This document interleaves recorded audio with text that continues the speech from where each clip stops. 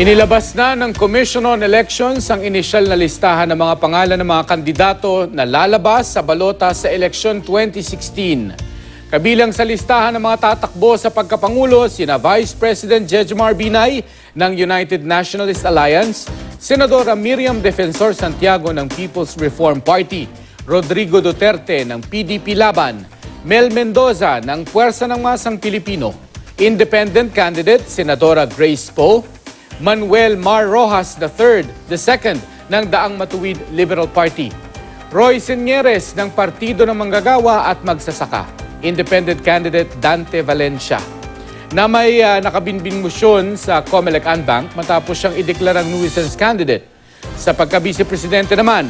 kasama sa listahan si Independent candidate Senador Alan Peter Cayetano, Independent candidate Francis Cheese Escudero, Senador Gregorio Gringo Honasan ng UNA, Independent candidate Senador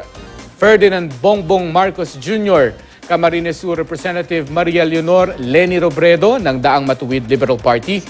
at Independent candidate Antonio Trillanes IV.